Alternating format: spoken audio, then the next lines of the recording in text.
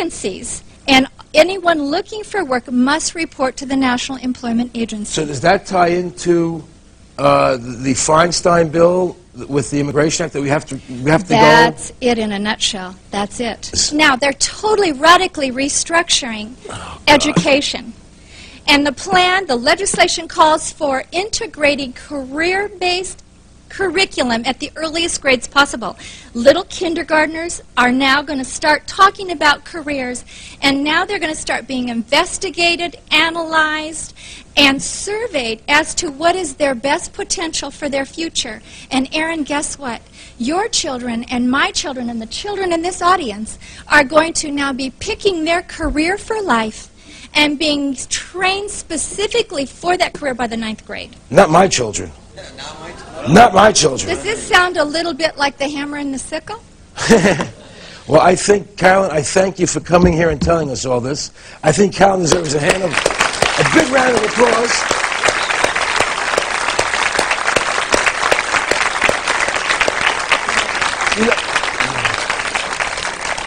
You know, no matter how deep I get into what's going on in America, I'm still amazed by the things I'm learning.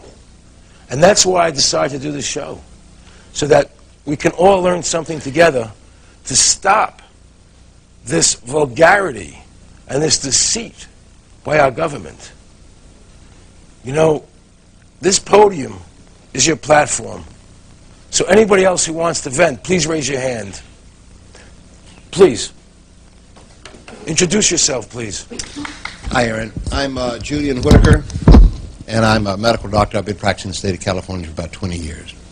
Been very active in medical freedom. I practice what you call alternative medicine, which I don't call alternative medicine. I just call good medicine, because we use vitamins and minerals and things of this nature. I've been following the FDA. I've been involved in several lawsuits against the FDA with vitamins and minerals. However, there's something going on in Houston, Texas right now, which amounts to a cultural rape. There's a physician there by the name of Stanislaus Brzezinski. And I've been hearing about Stanislaus Brzezinski treating cancer.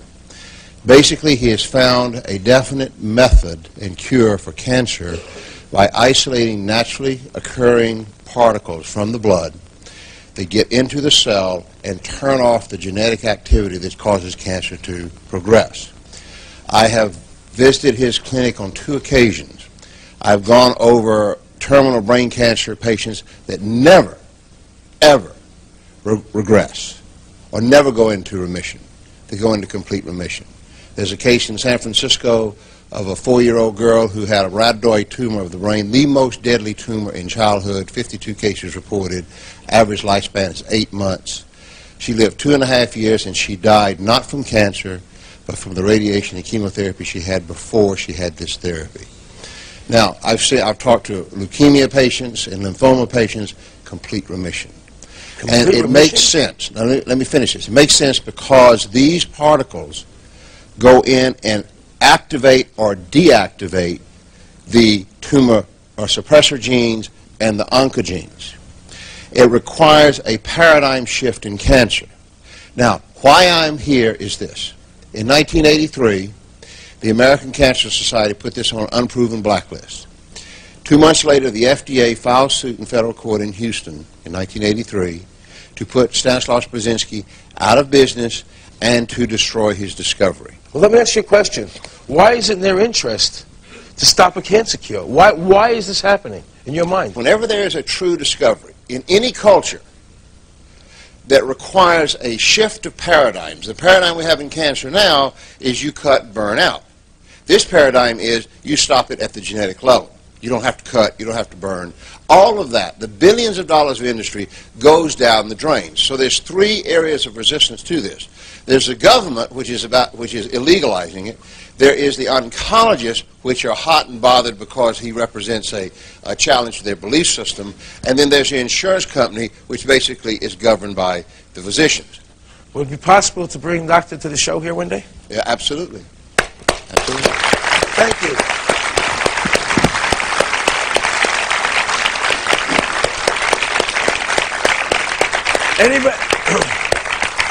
Anybody else would like to vent?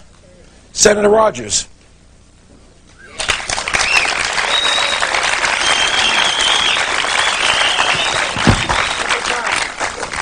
Thank you, Aaron. And I'm mad. Let me tell you why.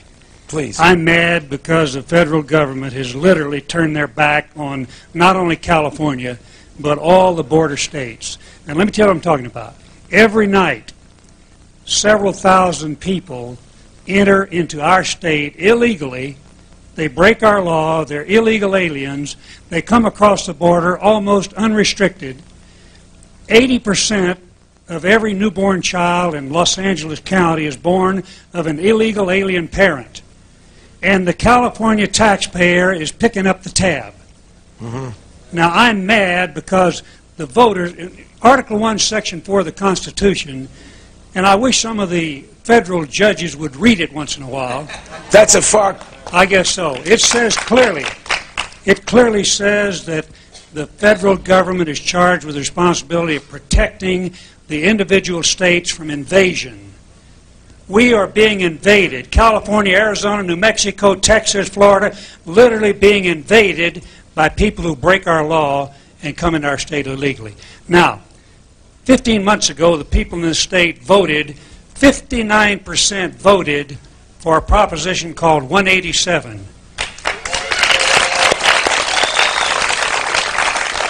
A federal judge, one judge appointed by Jimmy Carter, has put a stop to what the people in California clearly support. Absolutely. Absolutely. Now, what we need to do is, first, of course, I'm thinking maybe we ought to put a term limit on federal judges, folks, rather than lifetime.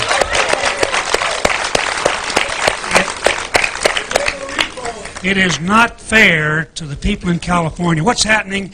We are required, according to this federal judge, to provide free welfare services, free medical care, and a free public education to all of these people that come in and break our law and come into the state illegally. And it's time that we told the federal government, look, you either do it or we're going to do it. Amen. Now, the federal judge, let me tell you how contorted her reasoning was in using the Constitution. She said, well, Prop 187, you are making immigration law, and that is the area for the federal government. That's not what 187 was about. 187 was merely saying the state of California has the right to remove the incentives that are acting like a magnet that are drawing these people into our state. That's all 187 does. Right. It doesn't monkey with immigration law. So it's time that we put a stop to it, that we reaffirm the sovereignty of the state of California, and we do what we know we have to do to spare and preserve and rescue the taxpayers in this state. I'm mad.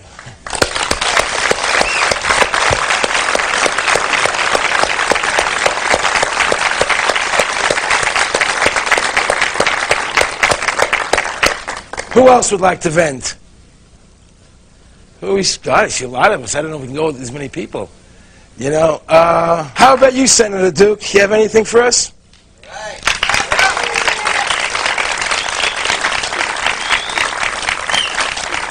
Please introduce yourself. Okay, well, I'm Charles Duke, state senator from the state of Colorado. And I'm very happy to be here today, Aaron, and I'm mad as well, like many of the people here. Are you mad as well or mad as hell? Mad as well.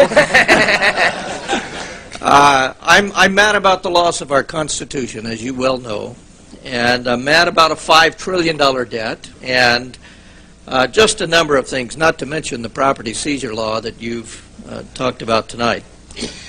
That's really one of the many reasons that I carried the nation's first 10th Amendment resolution. And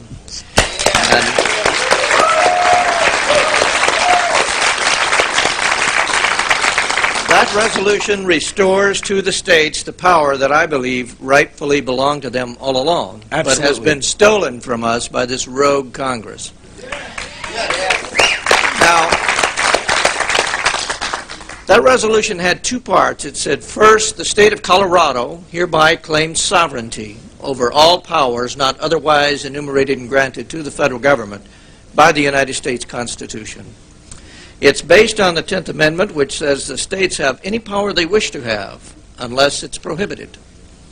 The second part reminded the federal government that they're our agent, and it says that the federal government as our agent is hereby given notice and demand to cease and desist, effective immediately, mandates that are beyond the scope of the constitutionally delegated powers.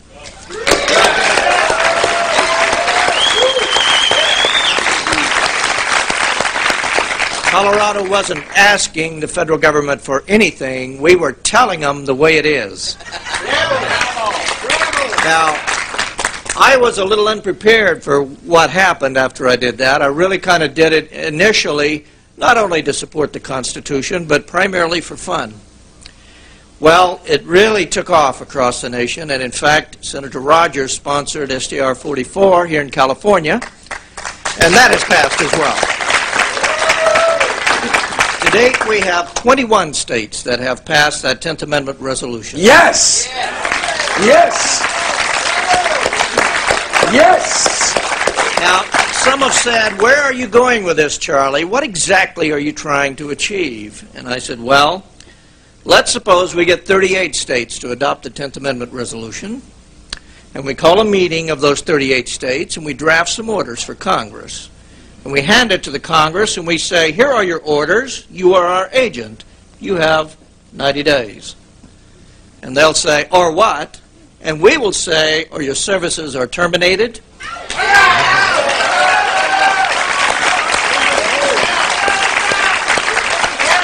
And there will be new elections to replace you.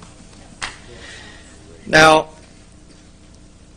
there are good things happening in our government, some of them at the state legislative level, even one at the national federal level. Because in Montana there was a bill, didn't pass, but I'm sure it'll be introduced again, to require any federal agent to register with the local sheriff. Oh, great.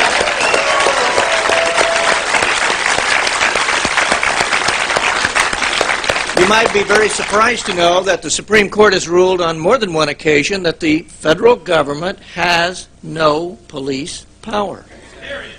Right. So they can't go to the federal government for help there. In any case, I'll be introducing that in Colorado. And Senator Rogers has told me if I'll get the data to him, he'll introduce it for the state of California. Yes.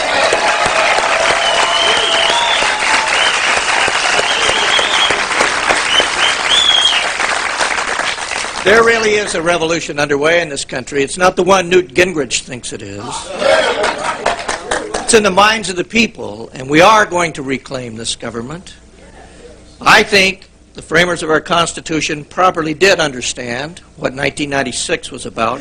The challenge for us is to understand what 1776 was about. Thank you. Thank you.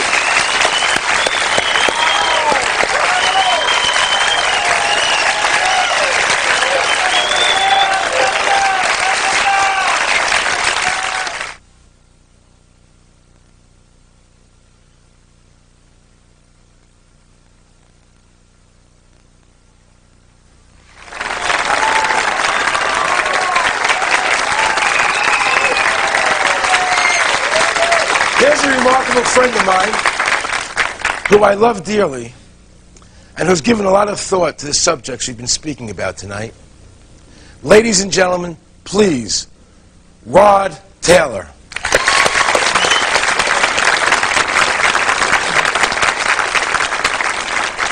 I'm here to talk to you about the problem of slavery. It didn't end in the 1860s. It's a social malady that's with us today, and it's increasing in its scope and virulence. The desire to enslave our fellow man is unfortunately intrinsic to the human character. It has been with us since the beginning of time, on every continent and in virtually every culture.